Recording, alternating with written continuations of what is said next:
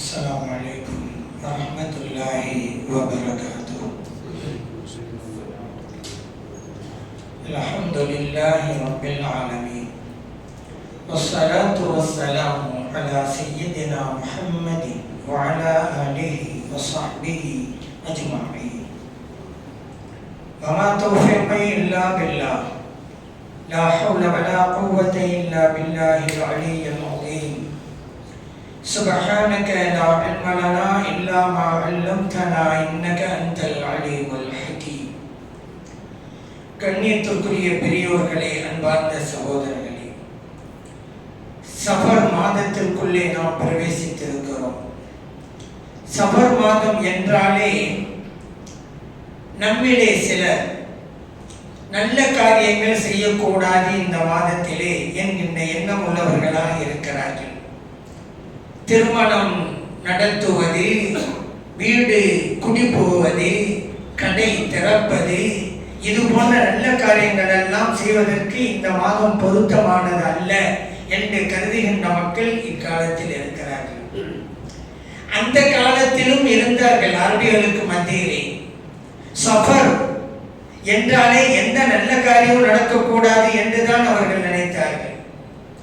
அதனாலதான் இந்த மாதத்தின் பெயரே சஃபர்.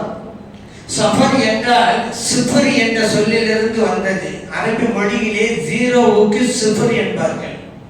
நாம் சைபர் என்று சொல்கிறோம் அல்லவா, அந்த சிஃபர் என்ற சொல்லுதான் சைபர் என்று திரிந்து வந்திருக்கிறது. ஜீரோ என்றும் சொல்லுவோம், பூஜ்ஜியம் சொல்லுவோம், தமிழில சுழி என்றும் சொன்னம் என்றும் சொல்லுவாங்க. இந்த சைபர்ங்கிறத பல நாடுகளில் பல மொழிகள் பேசக்கூடியவர்கள் உபயோகிக்கிறாங்க. ஆனா அதனுடைய வார்த்தையின் மூலச்சொல் அரபிதான். சஃபர் என்பதிலிருந்து சிஃபர், அதுதான் சைபர். ஏன் அந்த மாதத்திற்கு சஃபர் வைக்கணும்டா, ஜீரோ, எந்த நல்ல காரியமும் நடைபெறாத மாதம், ஜீரோவான மாதம். அத நபி ஸல்லல்லாஹு அலைஹி வஸல்லம் அவர்கள் கண்டித்து இப்படி ஒரு எண்ணம் கூடாது என்பதற்காக சொன்னார்கள், லா சஃபர், சஃபர் மாதம் பீடை என்பதெல்லாம் மார்க்கத்தில் இல்லை என்றார்கள். அதற்கு முன்பாக ஒரு காரியத்தை சொன்னாங்க, அதுதான் லா அதுவா. எதெல்லாம் மூட பழக்கமா இருக்குதோ அதுவெல்லாம் இல்லைங்கிறத அப்படியே பட்டியல் போட்டு சொல்லிக்கிட்டு வர்றாங்க நபி ஸல்லல்லாஹு அலைஹி வஸல்லம் அவர்கள். லா அதுவா, தொற்று நோய் என்பது இல்லை. வலா துயரத்த, பறவை சவுனம் என்பது இல்லை. வலா ஹாமத்த, ஆந்தை சவுனம் என்பதும் கிடையாது. வலா சஃபர, சஃபர் மாதம் பீடை மாதம் என்பதும் கிடையாது என்கிறார்கள். புகாரிலே பதிவு செய்யப்பட்ட ஹதீஸ். இதுல முதலாவதாக சொன்னது லா அதுவா, தொற்று நோய் இல்லை என்பதாகும். ஆனா தொற்று நோய் இருக்குதா இல்லையா? தொற்று நோய் இருக்கதானே செய்யுது. எத்தனையோ வியாதிகள் ஒரு ஆள் வந்து அடுத்த ஆளுக்கு பரவுது. பரவாத வியாதிகளும் உண்டு, பரவுகிற வியாதிகளும் உண்டு. இப்போ கொரோனா அப்படின்னு வியாதி வந்துச்சு, அது தொற்று நோய் தான். எபோலாங்கிற நோய் இந்த ஆப்பிரிக்கா நாடுகள்ல எல்லாம் பரவுனுச்சு, அதுவும் தொற்று நோய் தான். அம்மை நோய் ஒரு பிள்ளைக்கு வந்தா இன்னொரு பிள்ளைக்கு வந்துடும், அதுவும் தொற்று நோய் தான். டெங்கு காய்ச்சல், மூளை காய்ச்சல் ஒரு சின்ன பிள்ளைக்கு வந்தா அடுத்த சின்ன பிள்ளைக்கு வந்துடும். இதுவெல்லாம் தொற்று நோய் இருக்கத்தானே செய்யுது. ஏன் மெட்ராஸ் சைன் சொல்றோம்ல, கண்வலி, ஒரு ஆளுக்கு கண்வலி வந்துட்டு அடுத்த ஆளுக்கு பரவிருந்த. நம்ம பிள்ளை ஸ்கூலுக்கு தான் அனுப்பி வச்சோம். அந்த ஸ்கூல்ல ஒரு பிள்ளைக்கு மெட்ராஸ் ஆகி இருந்துச்சு, அந்த பிள்ளைகிட்டே நம்ம பிள்ளை வாங்கிட்டு வந்துருச்சு வீட்டுக்கு. வீட்டுக்கு அந்த பிள்ளை வந்தோடனே வீட்டிலே உள்ள சிலருக்கு பரவிருச்சு. இப்படியா நடக்குதுல்ல. அப்ப நபி ஸல்லல்லாஹு அலைஹி வஸல்லம் அவர்கள் லா அதுவா, தொற்று நோய் இல்லைன்னு ஏன் சொன்னாங்க அப்படின்னா, அந்த காலத்து மக்களுடைய நம்பிக்கை அடிப்படையில் சொன்னாங்க. அந்த காலத்து மக்கள் என்ன தெரியுமா நினைச்சாங்க, ஒரு நோய் தொற்று நோய் என்றால் அந்த நோய்க்கே அந்த பவர் இருக்கிறது என்றாங்க. இறைவனை மறந்துட்டாங்க, ஈமானுக்கு ஆபத்து. ஒரு நோய்க்கு அந்த ஆற்றல் உண்டா? கிடையாது.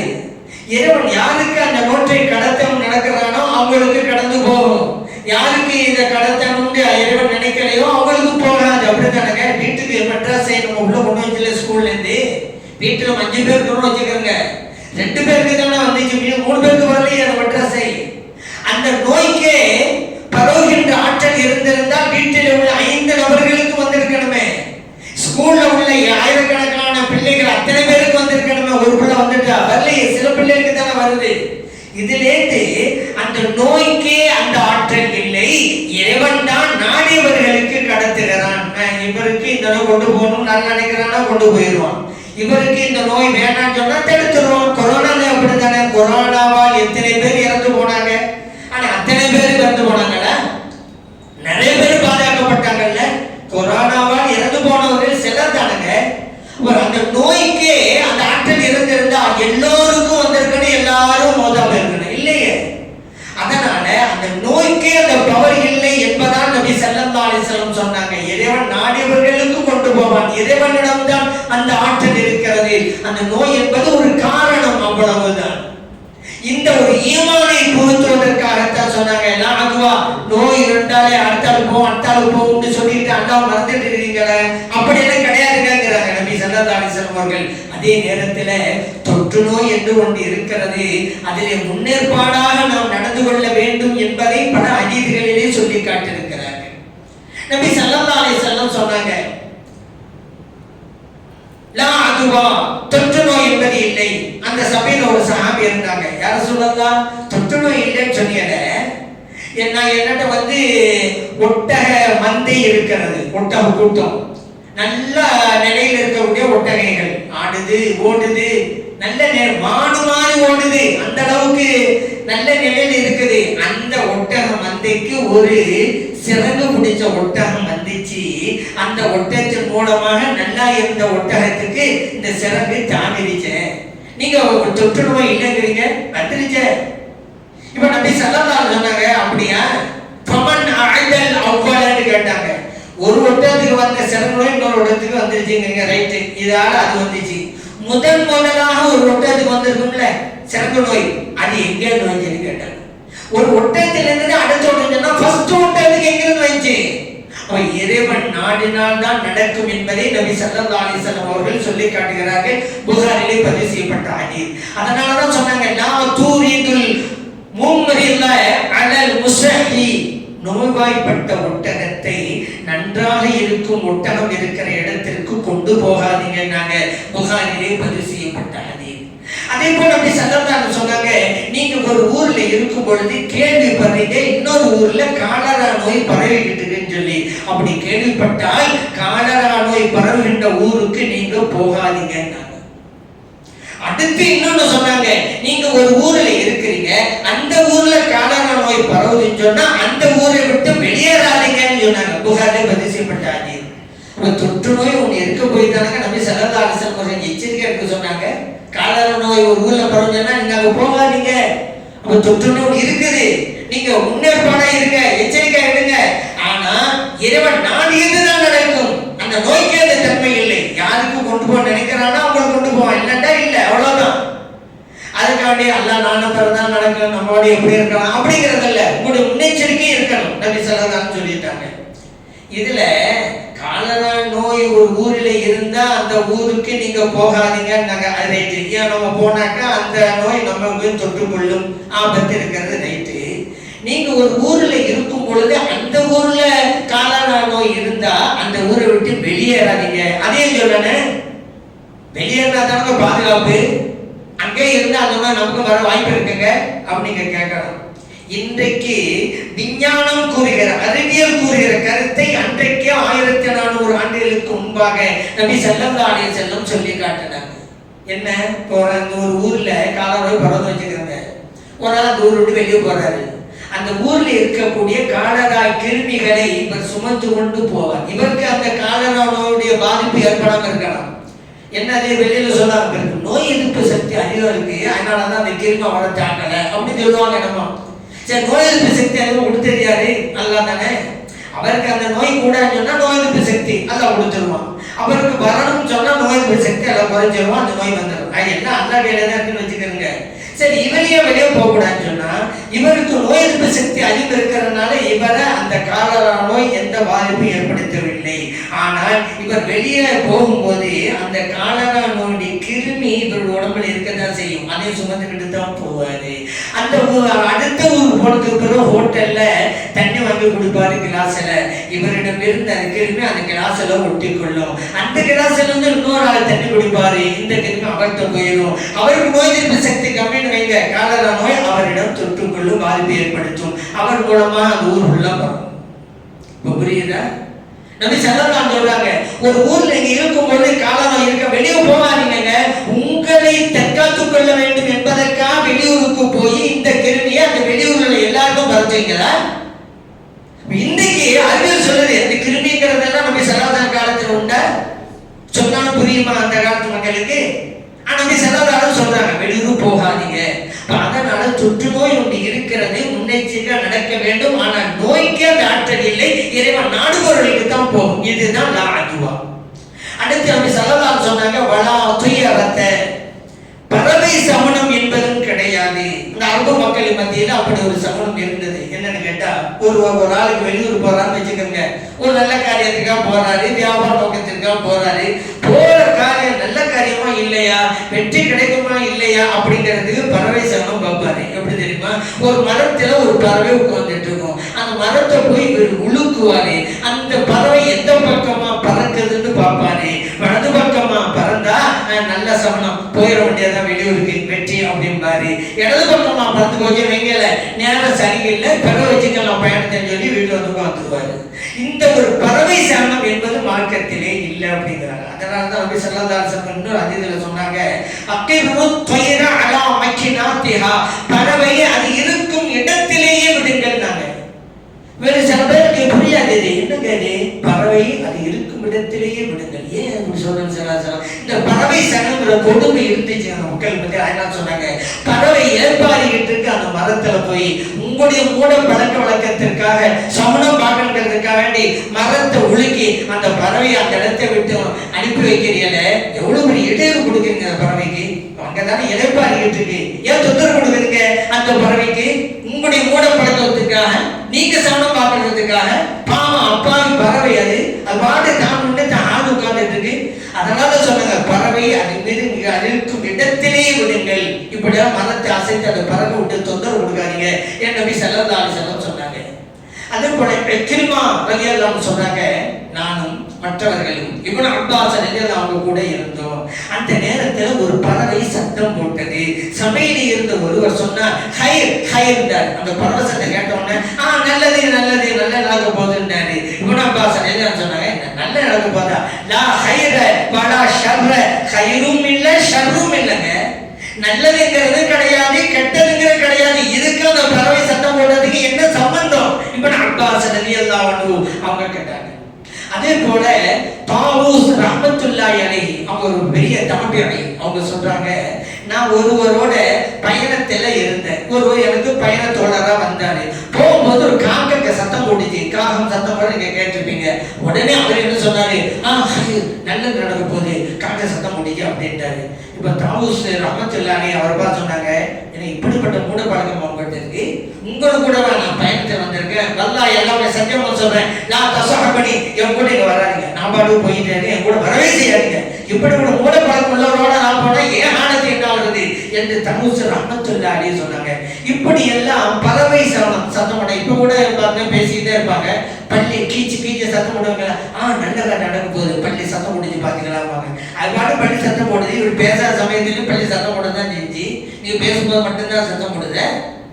இப்படி எல்லாம் பேசிட்டு இருப்பாங்க. ஒரு காரியம் செய்யணும்ட்டு அப்போ அந்த கடிகாரம் ஒரு சத்தம் கொடுக்க, நீங்க சத்தம் முடிஞ்சு வைங்க, பார்த்தீங்கன்னா நம்ம பேசுனது அது சரின்னு சொல்லிச்சு, நல்லதான் வாங்க. பேசிட்டு வந்து ஒரு ஆள் தும்முவாரு, ஹச்சு அவரு தும்மானவரு தும்புறாரு, நல்லா நடக்கும் போது தும்பிட்டாரு அப்படிம்பாங்க. அதுக்கு இதுக்கு என்ன சம்பந்தம்? இப்படியெல்லாம் மூட பழக்கம். அந்த பறவைகளுடைய சப்தத்தை வச்சும் கூட மூட பழக்கம் அந்த காலத்து மக்களுக்கு மத்தியில் இருந்தது. ஆகவே நபி ஸல்லல்லாஹு அலைஹி சொன்னாங்க, லா துய்யரத்த, பறவை சமணம் என்பது இல்லை அப்படி சொல்லிட்டு, ஹைருஹா ஃபால், சிறந்தது ஃபால் அப்படின்னாங்க. ஃபால் அதுதான் இன்னைக்கு இந்த பால் கிதாப் சொல்லுவாங்கல்ல, அது ஃபால் தான். ஃபால் ஹைருன்னாங்க. ஃபால் என்றால் என்ன யார சொல்லலாம்? நபி ஸல்லல்லாஹு அலைஹி வஸல்லம் அவங்க பதில் சொன்னாங்க, அழகிய வார்த்தைகளை நீங்கள் செவியேற்பது. நீங்க ஒரு காரியத்தை செய்யணும்னு நினைக்கும் போது உங்க காது ஒரு நல்ல வார்த்தை விழுந்ததுன்னு வச்சுக்கிறீங்க, அது உங்களுக்கு நல்லதுன்னு நினைங்க, அதுதான் ஃபால் அப்படிங்கிறாங்க. புகாரில் பதிவு செய்யப்பட்ட ஹதீஸ். நபி ஸல்லல்லாஹு அலைஹி வஸல்லம் அவர்களுக்கு யா ராஷித் யா நஜீஹ் என்கிற வார்த்தை மிகவும் பிடித்தமாக இருக்கும். ஒரு காரியத்துக்கு புறப்பட்டு போங்க ஸல்லல்லாஹு அலைஹி வஸல்லம் அவர்கள், யா ராஷித் வார்த்தை கேட்டா வைங்க, நல்லது அப்படிம்பாங்க ஸல்லல்லாஹு அலைஹி வஸல்லம். யார் ராஷித்னா நேர்வழி பெற்றவரே அப்படின்னு அர்த்தம். யார் நஜீஹண்டா வெற்றியாளரேன்னு அர்த்தம். ஒரு ஆளு பேரு நஜீஹுங்க, அவரு நஜீ யா நஜீ நஜீஹ் அப்படின்னு வாங்கன்னு கூப்பிடுறாரு. அரபு மொழியை கூப்பிடுறது யாங்கிற வார்த்தையை யூஸ் பண்ணுவாங்கன்னு வைக்கிறேன். யா நஜீ நஜீஹாங்கிறாரு, இவர் வேற வேலை போறாரு, காதல யா நஜீங்கிற வார்த்தை வருது. நஜீனா வெற்றியாளர், நம்ம காரியம் வெற்றி அப்படின்னு நினைக்கலாங்கிறாங்க ஸல்லல்லாஹு அலைஹி வஸல்லம். இது ஃபால். நம்ம ஒரு காரியமா போயிட்டு இருக்கோம், ஒரு ஆள் என்ன கூப்பிடுற கமால் அப்படிங்கிறாரு வச்சுக்கிறோங்க, நம்ம காதல் உள்ளது கமாண்டு, நம்ம காரியம் பூரணம் அடைய போது நினைக்கலாம். கமால்னா பூரணம் தோன்ற அர்த்தம். இன்னொரு கூப்பிடுறாரு ஜமால், ஜமாலே ஜமால் அழகுன்ற அர்த்தம். நம்ம காரியம் அழகாக போகுது அப்படி நினைக்கலாம். அந்த வார்த்தையை, அழகிய வார்த்தையை நீங்கள் செவியுறுவது உங்களுக்கு நல்லது நினைக்கலாம். இதுதான் ஃபால். மற்றபடி சகுனம் என்பது கிடையாது அப்படின்னாங்க. இந்த ஃபாலை தான் நம்மள சில பேர் பால்கித்தாப் வச்சுக்கிட்டு பால்கித்தாப்லாம் பார்க்கலாம்ல, அதான் ஹதீஸில் வந்திருக்காங்க. பால்கித்தாப் எழுத்து போட்டு கணக்கு பார்த்து போறது ஹதீஸில் இருக்கு. அதான் ஸல்லல்லாஹு அலைஹி வஸல்லம் விளக்கம் கொடுத்துட்டாங்கல்ல. ஃபால்னா என்ன, நல்ல வார்த்தைகளை கேட்பர் விளக்கம் கொடுத்துட்டாங்கல்ல. அதனால அந்த பால்கித்தாப் போட்டு பார்க்கறதுங்கிறதெல்லாம் மார்க்கத்திலே இல்லை அப்படிங்கிறத புரிஞ்சுக்கிறாங்க. அதே போல நபி ஸல்லல்லாஹு அலைஹி வஸல்லம் அவர்கள் என்னென்னலாம் இல்லைன்னு சொல்லிட்டு வர்றாங்கல்ல, அந்த சஃபர் மாதத்தையும் சொன்னாங்க, பறவை சமத்தை பத்தி சொன்னாங்க, அதே போல தொற்று நோயை பத்தி சொன்னாங்க. ஒருவர் வந்ததால் இது நடந்தது என்று தீய காரியங்களுக்கு சொல்லவே கூடாது. இப்ப நம்மள பாக்குறோம், நவரையில ஒரு 4வது ஆம்பளை பிள்ளை பிறந்தா அதாங்க இப்படி ஆகி போச்சு, 5வது பொம்பளை பிள்ளை பிறந்தா அதாங்க இப்படி, 5வது பிறந்தான்ல அதுல குடிச்சேதான் எனக்கு அப்படி சொல்லக்கூடியவங்க நிறைய பேர் இருக்கிறாங்க. ஏங்க அந்த பையன் பிறந்தது உங்களுக்கு என்னங்க சம்பந்தம் இருக்கு?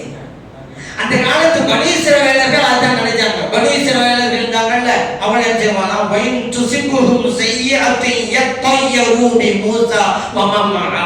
இந்த பனி இஸ்ரவேலருக்கு ஏதாவது கஷ்டம் வந்து வச்சிருக்கீங்களே, அவங்க சொல்றாங்கன்னா நல்லா இருந்தாங்க, மூஸா அலைஹிஸ்ஸலாம் வந்தாங்க பாருங்க, எங்களுக்கு பிடிச்சதுங்க கஷ்டம் அப்படின்னு சொல்லுவாங்க. இன்னைக்கு அப்படி சொல்றவங்களா இருக்க, மாமியார் மருமகளை பார்த்து அப்படிதான் சொல்லுவாங்க, நல்லா இருந்தோம், என்னைக்கு என் வீட்டுக்கு வந்தாலும் இல்லைன்னா பிரச்சனை சொல்றவங்களாம் நிறைய பேர் இருக்கிறாங்க. அதுக்கு எதுக்கு என்னங்க இருக்கு? அல்லாஹ்வோட நாட்டப்பிரகாரம் ஒவ்வொன்றும் நடக்கும். அதை பற்றி நீங்க சொல்லவே கூடாது. ஆனா அந்த காலம் படிச்சவங்க இப்படி சொன்னாங்க, இறைவன் கண்டிக்கிறான் சொல்றாங்கல்ல, இந்த மாதிரி அவர்கள் சொன்னாங்க, அவங்க சொன்னாங்க எல்லாம் இறைவன் நாட்டப்பிரகாரம் நடக்கிறேதான் அப்படின்ற அடிப்படையில. அதே போல பாருங்க, இந்த பறவை சகுனம் அதையும் பார்ப்பாங்க, மீன் சகுனம் அதையும் பார்ப்பாங்க. சில வீடுகள்ல மீன் வளர்ப்பாங்க, சும்மா வளர்க்கலாம், ஆசைக்கு ஆர்வத்திற்கு, சின்ன பிள்ளை தன்னுடைய பாசத்தை கூட்டுவதற்கு, அதுவெல்லாம் வளர்க்கலாம், தப்பு கிடையாது. ஆனா வாஸ்து மீன் ஒரு மீன் இருக்கு, அந்த மீனை நிறைய விலை கொடுத்து வாங்கி வளர்ப்பாங்க. ஏன்னா அந்த மீனை வளர்த்தா செல்வம் பெருகுமா. அந்த மீனுக்கு பேர வாஸ்து மீன் வச்சு விட்டாங்க. அதுக்கு விலையும் அதிகமாக தான் இருக்கும். அப்படி செலவு சிங்கப்பூர் போன்ற நாடுகள் எல்லாம் அந்த மாதிரி செய்யறாங்கன்னு வச்சிருக்காங்க. இதன் அடிப்படையை வளர்க்கலாமா? கூடாது. மார்க்கம் சொல்லுது என்னது, வாசு மீன் கூடாது. அதே போல சில பேர் ஜோடி கிளி வளர்ப்பாங்க வீடுல.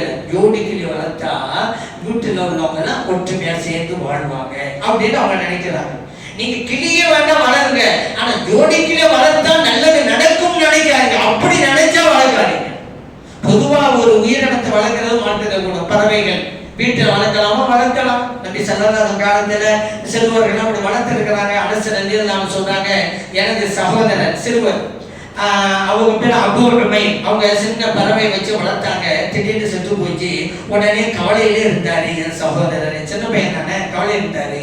நபி ஸல்லல்லாஹு அலைஹி வஸல்லம் அவரை பார்த்து சொன்னாங்க, யா அபூ உமைர் மா ஃபஅல நுகைர். நுகைர் அந்த பறவை. அபூ உமைரே, நுகைருக்கு என்ன ஆகி போச்சு அப்படின்னு கேட்டாங்க. அவர் சொல்லும் பொழுது ஸ்டைலா பேசினாங்களா, அந்த சிறுவருக்கு கவலையெல்லாம் போச்சு. ஸல்லல்லாஹு நோக்கம் அதுதான். யா அபூ உமைர் மா ஃபஅல நுகைர் சொல்றது இப்படி அடுக்குமுள்ள சொன்னாங்கல்ல, அதுதான். இப்ப இது புகாரில் பதிவு செய்யப்பட்ட ஹதீஸ். இப்ப இதுல என்ன வழங்குங்கன்னா, பறவையை வளர்க்கலாம் வீட்டிலேயே. அரசர் அவனுடைய சகோதரர் வளர்த்திருக்கிறாங்க வீட்டுல, பறவை வளர்க்கலாங்க, தப்பு கிடையாது. ஆனா அவங்க ரொம்ப கவலையா இருந்தாரு சிறுவர். இன்னைக்கு நம்ம அப்படித்தான் இருக்கிறாங்க. நம்ம சிறுவர் எல்லாம் சொன்னா வளர்ப்பாங்கடா, ஒரு பூனை கொண்டு வச்சு வச்சிருக்காங்க, பூனை செத்து போயிட்டா 3 நாளைக்கு சாப்பிட மாட்டான். ஏன்னா அந்த அளவு பாசத்தை கொட்டி போட்டு வச்சிருக்கிறான். இந்த குர்பானி கொடுப்பது கூட ஆண்டுகள் அப்படித்தானே. ஆனா இன்னைக்கெல்லாம் என்ன ஒரு சடங்கா தானே செய்யறாங்க. மாட்கள் போய் வாங்கிட்டு வர்றாங்க சந்தையில, உடனே உதவியா கொடுத்துறாங்க. இது என்ன தியாகம்? வாங்கிட்டு வரணும் ஆட்டை வீட்டுல சில நாட்கள் சில மாதங்களை வச்சு வளர்க்கணும், நம்ம பாசத்தை எல்லாம் கொட்டணும், அதுக்கு பிறகு அறுக்கணும். பிரியாத அழகா வளர்த்துட்டோமே, இது போய் நமக்கு அறுக்கிறோமே, அப்படி இறைவனுக்காக நம்ம தியாகம் செய்வோம். அப்போ உண்மையிலேயே இழப்பதற்கு பிள்ளைலாம் குர்பான் கொடுக்க ஆண்டு எடுத்துட்டு போகும்போது அழுதான் அவளை, ஏன்னா அப்படி பாசத்தை கொண்டு வளர்த்துட்டான். அந்த மாதிரி இருக்கணும். பாசத்தை கொண்டு வளர்க்க வந்து பிரச்சனையே இல்லை.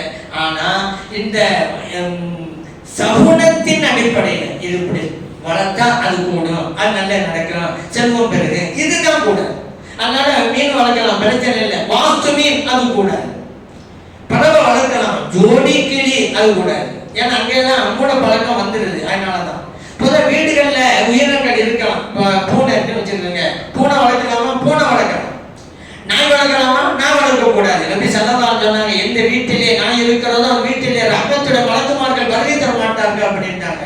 இன்னைக்கு வீடுகள்ல இந்த காசு கொஞ்சம் வந்துட்டா போதும், மற்ற வீடுகள்ல நாய் வளர்க்குற மாதிரி இவங்க வளர்க்குறாங்க. ஏன்னா பையன் கேட்கிறான், அவன் விவரம் இல்லாதவங்க, நீங்களும் விவரம் உள்ளவரே, அவன் கேட்டால் கொடுத்துறதா? பையன் நான் நெருப்புல கை வைக்க போறேங்கிறான், பையன் விரும்புறான், அதனாலதான் விட்ட நெருப்புல கை வைக்கிறீங்களா மாட்டீங்கல்ல. சரீரத்து மரம்டா பையன் விரும்ப வாங்கி கொடுத்தீங்க, வீட்டுக்கு ரமஜம் வளர்ந்து வரவிட்டா உங்க வீடு எவ்வளவு நிம்மதி இருக்கும், எப்படி சந்தோஷம் இருக்கும். பையன் விரும்புறான். நம்ம சொல்லணும் பெண்ணே, இதெல்லாம் மாற்ற கூடாதா, உனக்கு வேற எதுவும் வாங்கி தரேன் அப்படின்னு, பூனை வாங்கி தரேன்னு சொல்லணும். பூனை வாங்கி வளர்க்க தப்பு கிடையாது. நபி ஸல்லல்லாஹு அலைஹி வஸல்லம் சாஹாபாக்கள் கேட்டாங்க, யார் சொல்றதா, ஒரு பாத்திரத்திலே பூனை வாய் வைத்து விட்டால் அந்த பாத்திரம் நஜிஸ் ஆகுமா அப்படின்னு கேட்டாங்க. நபி ஸல்லல்லாஹு அலைஹி வஸல்லம் சொன்னாங்க, நஜிஸ் ஆகாது. மினத் தவாஃபின், பூனை என்பதெல்லாம் வீட்டை சுற்றி வருகிற பிராணிகளில் ஒன்று அப்படின்னு சொன்னாங்க. திருமதியிலே பதிவு செய்யப்பட்டாது. வீட்டை சுற்றி சுற்றி வரும். நம்ம வளர்த்தாலும் வீட்டில் இருக்கும், நம்ம வளர்க்காவிட்டாலும் பக்கத்துக்குள்ள போனா நம்ம வந்துட்டு போவோம் வீட்டுக்கு. நம்ம ஏதாவது பிரிவுபட்டு கொடுக்க தான் செய்வோம். வீட்டை சுற்றி வருகிற பிராணி, அதெல்லாம் பிராணி வீட்டில் இருக்க தப்பு கிடையாதுங்கிறத நம்ம புரிஞ்சுக்கலாம். அதே போல பெயர்களுடைய பொருத்தம் பார்க்கலாமா? நபி ஸல்லல்லாஹு அலைஹி வஸல்லம் அவர்கள் அப்படி பார்த்திருக்கிறார்கள். நல்ல பெயரா வைங்க அப்படின்னு. உங்க பிள்ளைக்கு நல்ல பேர் வைங்க. காரணம் மறுமையில உங்கள் பெயரை கொண்டும் உங்கள் தந்தையரின் பெயரை கொண்டுதான் நீங்கள் அழைக்கப்படுவீர்கள். நல்ல பெயரா சூட்டுங்க அப்படின்னு சொன்னாங்க. நல்ல பேர் வைக்க வேண்டியதுதான். நல்ல பேர் இல்லைன்னா மாத்த நினைச்சிருக்காங்க நபி ஸல்லல்லாஹு அலைஹி வஸல்லம் அவர்கள். சயீத் இப்னு முஸய்யப் ரலியல்லாஹு அன்ஹு அவங்க ரயீசு தாபிஈன், தாபியன்களில் தலைவர் அப்படின்னு சொன்னாங்க. அந்த அளவுக்கு பிரபலியமான மிக அற்புதமான உயர்நிலையை பெற்ற தாபியை அவங்க சொல்றாங்க, என்னுடைய பாட்டனாரு நபி ஸல்லல்லாஹு அலைஹி வஸல்லம் சந்திக்க போனாங்க. நபி ஸல்லல்லாஹு அலைஹி வஸல்லம் பாட்டனார்ட்ட கேக்குறாங்க, உங்க பேர் என்னன்னு. இவங்க சொன்னாங்க ஹஸன் அப்படின்னாங்க. ஹஸன் சொன்னா கட்டாந்தரைன்னு அர்த்தம். இருகலான நிலமா இருக்கும், இருகலான பூமி, அதுக்கு தான் ஹஸன் வாங்க. என் பேர் ஹஸன்னாங்க. நபி ஸல்லல்லாஹு அலைஹி வஸல்லம் நீங்க ஹஸன் கிடையாதுங்க, அந்த சஹில், மிருதுவான இலகுவாக இருக்கக்கூடிய பூமிக்கு சஹில் அப்படிம்பாங்க, நீங்க சஹில் அப்படின்னாங்க. இவங்க சொன்னாங்க, இல்ல எங்க வாப்பா எனக்கு ஹஸன் தான் பேர் வச்சு விட்டாங்க, நான் அதை மாத்திரமா இல்ல அப்படின்ட்டாங்க. சயீத் இப்னு முஸய்யப் ரலியல்லாஹு அன்ஹு சொல்றாங்க, அன்றைக்கு என் பாட்டனாரு அந்த பேரை மாத்தாததுனால எங்கள் குடும்பத்திற்கு வாழையடி வாழையாக அந்த கடினம் போக்கு இருந்து கொண்டே இருந்தது. ஏன் மாத்திருக்கலாம்? அந்த சனம் சொன்னாங்கல்ல, கடினம் வேண்டாம் இலகுவா இருங்கன்னு அழகான வார்த்தையை சொன்னாங்க. இவ்வளவு மாத்தல, அதனால என் குடும்பத்துக்கே அப்படி ஆகி போச்சுங்கிறாங்க. புகாரிலேயே பதிவு செய்யப்பட்ட ஹதீஸ். நபி ஸல்லல்லாஹு அலைஹி வஸல்லம் அவங்க சாப்பிட்டுக்கிறாங்க, உங்க பேர் என்னங்க? ஹர்ப், யுத்தம்னாங்க. யுத்தமா? சில், சமாதானம். உங்க பேர் அப்படி வச்சிருக்காங்க. இன்னொரு உங்க பேர் என்னங்க? அவர் முல்தஜா, படுத்து கிடப்பவர் அர்த்தம். படுத்து கிடப்பவரா? அது முன்பாடி எழக்கூடியவர், அந்த பேரை வைங்க அப்படி நபி ஸல்லல்லாஹு அலைஹி வஸல்லம் சொன்னாங்க. இன்னொரு உங்க பேர் என்னங்க? அஃபிரா, வறட்சின்னு அர்த்தம். வறட்சியா?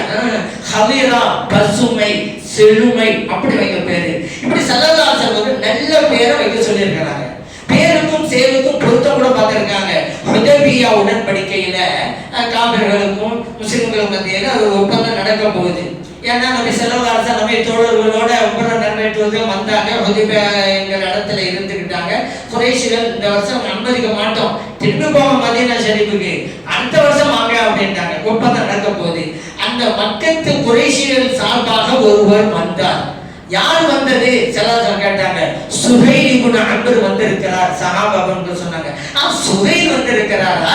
கது சஹுலலக்கும் மின் அம்ரிக்கும், உங்கள் காரியமெல்லாம் லேசா போச்சு அப்படின்னாங்க. புகாரில் பதிவு செய்யப்பட்ட ஹதீஸ். ஏன்னா சஹில் என்றால் எளிது, எளிமையானதுன்னு அர்த்தம். அவர் பேர் என்ன? சுஹைல். சஹில்லேருந்து வந்ததுதான் எளிமையானவர் அர்த்தம். அப்ப எளிமையானவர் வந்து விட்டதுனால உங்க காரியமும் எளிதாகி விட்டது. பேர் வச்சு பொருத்தமாக்குறாங்க. புகாரில் பதிவு செய்யப்பட்ட ஹதீஸ்.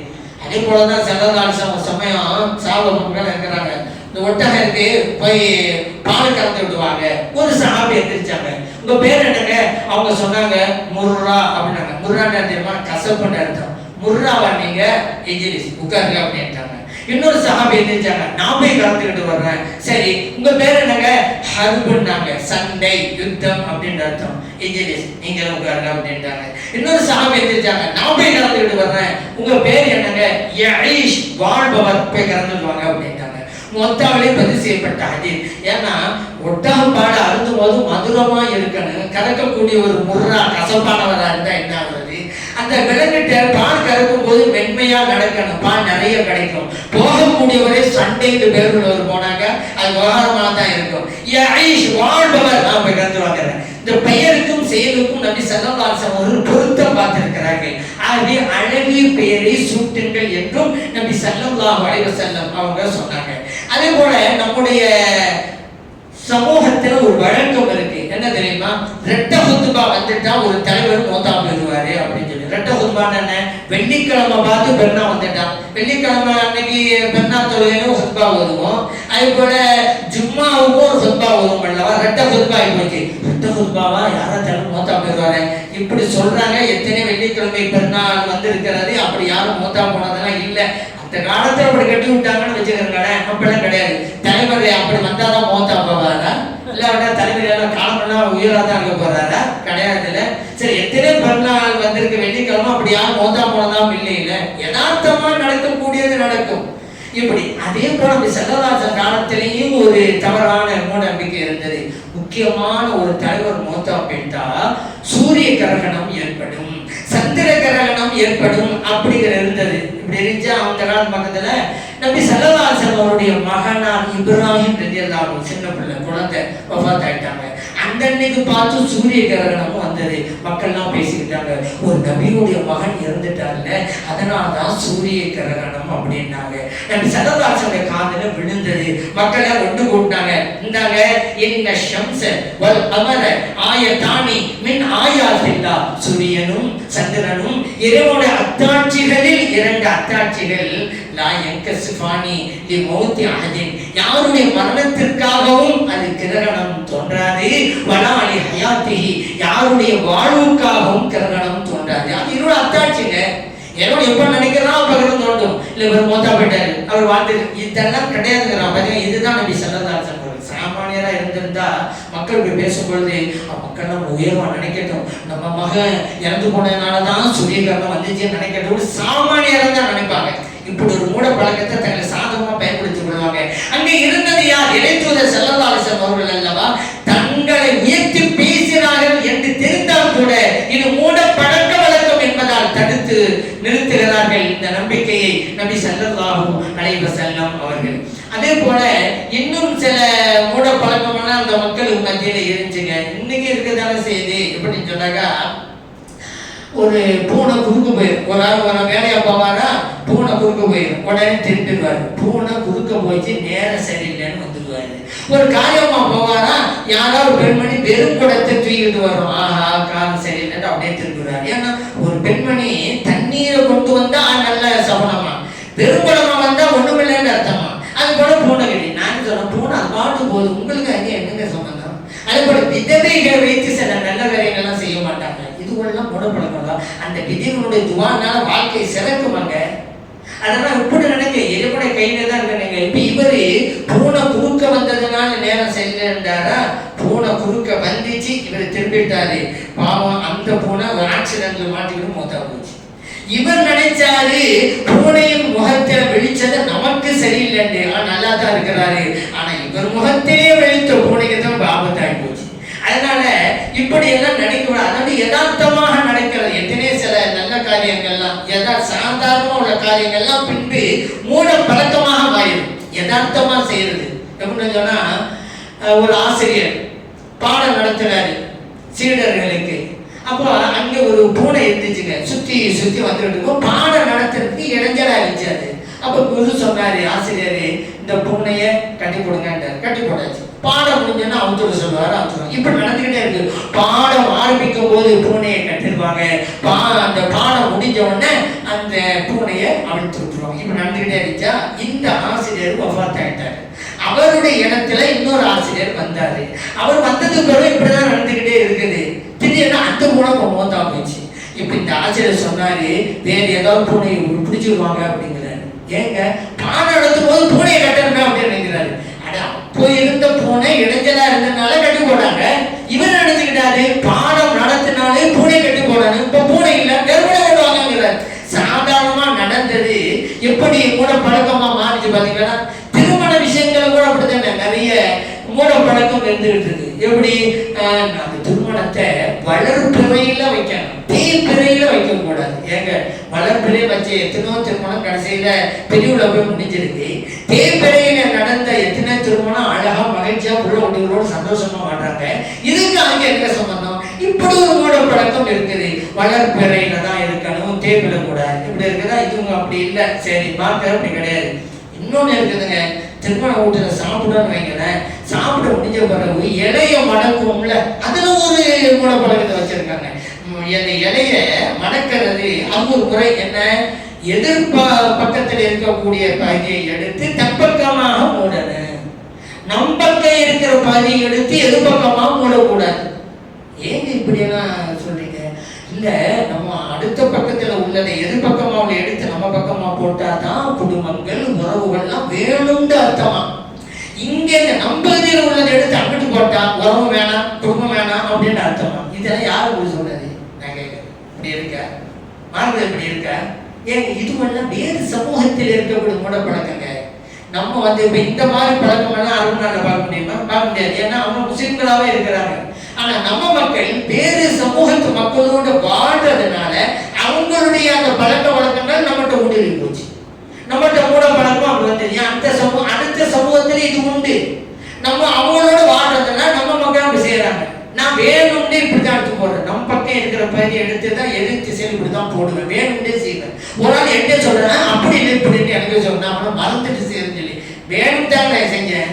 நீ சரி எத்தனை பேரு இப்படிதான் போட்டாங்க. திருமண மண்டபத்துல தான் யாரு சாப்பிட்டாரு, இப்படிதான் எதிர்பக்கம் அவங்க எடுத்துதான் தாம்பக்கமா போட்டாரு. அப்பதான் குடும்பம் வேணும், அப்பதான் உறவு வேணும், சொந்தம் வேணும் அப்படின்னு நினைச்சா செஞ்சாரு. சாப்பிட்டு முடிஞ்சிட்டு போன பிறகு சண்டை எடுத்துட்டு இருக்கிறாரு. எனக்கு அது செய்யல இது செய்யல, எனக்கு முக்கியத்துவம் கொடுக்கல. ஏங்க உறவு வேணும் தான் வேலை வாழையிலே இப்படி மடக்குனீங்க, அங்க போய் சண்டை பிடிச்சிட்டு இருக்கிறீங்க. இதுக்கு அது சம்பந்தம் கிடையாது. இப்படி எத்தனையோ மூட பழக்கங்கள் நம் சமூகத்திலே ஊடுருவிருக்கு. ஆனா இதனால அது இதனால அது அதனால இது அப்படின்னு நினைக்க, எல்லாம் இறைவனின் கையில். நடப்பது நல்லதாக இருந்தாலும் தீயதாக இருந்தாலும் இறைவனுடைய கையில் தான் உள்ளது என்று நீங்க நினைக்கணும். இதுதான் ஈமான். ஒரு முஸ்லிமுக்கும் முஸ்லிம் அல்லாதவருக்கும் மத்தியில் இருக்கிற வேறுபாடே இதுதான், வித்தியாசமே இதுதான். எல்லாம் இறைவனால் நடக்கிறது. இதுவெல்லாம் காரணம். வழிமார்கள் உதவி செய்கிறார்கள் நாம் சொல்வதும் அப்படித்தான். இறைவனால் நடக்கிறது, வழிமார்கள் காரணம். ஆனா சில பேரு அல்லாதானே வழிமார்கள் என்ன இந்த மருந்து சாப்பிட்டேன் காரணம், இறைவன் சிவா கொடுக்கிறான்.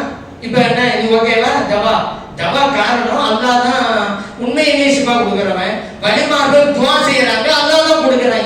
ஒரு மூமின் எதை செய்தாலும் காரணமாகத்தான் இருக்கும். அப்படி இருந்தால்தான் ஒரு முஸ்லிமாவே இருக்க முடியும். இந்த நிலையில் இருந்தால் மூட பழக்கம் என்ன அதெல்லாம் அந்த சமூகத்தில் இருக்குமா? இருக்காதுங்க. அதனால நபி ஸல்லல்லாஹு எந்த அளவுக்கு தெரியுமா இதை கண்டிக்கிறாங்க? மன் ரத்தத்துஹு தியரது அன் ஹாஜதிஹி ஃபகத் அஷ்ரக்கங்கறாங்க. ஒருவர் தன் காரியத்திற்காக வெளியே போறாரு, ஏதோ ஒண்ணு நடந்துச்சுன்னு சொல்லி திரும்பி வந்தான்னு வச்சுக்கிறாங்க, அவர் இணை வைத்து விட்டாங்கிறாங்க. அல்லாஹ் தான் காரியம் நடத்துகிறான் என்பது போய் பூனை செய்கிறது இந்த அளவுக்கு வந்துட்டு இல்லப்பா, சிறுக்கல்லவா இது? அப்படி சொல்லுவாங்க. சரி இப்படி ஒரு நாள் நினைச்சிட்டு அதுக்கு பரிகாரம் என்ன? சாபாபம் கேட்கிறாங்க. பரிகாரம் உண்டு. அவர் வார்த்தை சொல்ல வேண்டும். என்ன தெரியுமா? லா ஹைர இல்லா ஹைருக. இறைவனே நல்லது என்பது உன் தரப்பிலிருந்து வருவதுதான். வலா பைர இல்லா பைருக. தீங்கு என்பதும் உன் தரப்பிலிருந்து வருவதுதான். வலா இல்லாஹ கைருக.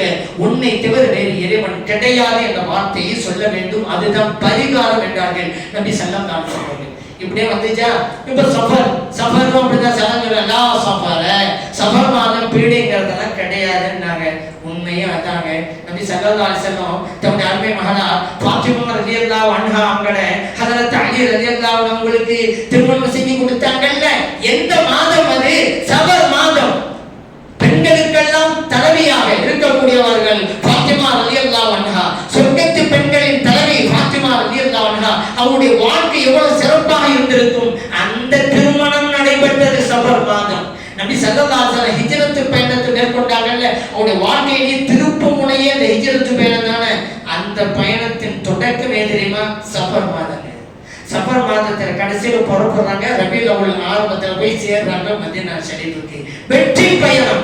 அதனால சஃபருல் முஸஃபர், அதுக்கு பேர் வெறும் சஃபர் சொல்ல மாட்டாங்க, சஃபருல் முஸஃபர். முஸஃபர் தான் வெற்றி நடத்தும். ஆகவே இறைவன் படைத்த எல்லா மாதங்களும் நல்ல மாதங்கள் என்கிற எண்ணத்தை நமது அனைவருக்கும் இறைவன் தந்தருவானாக.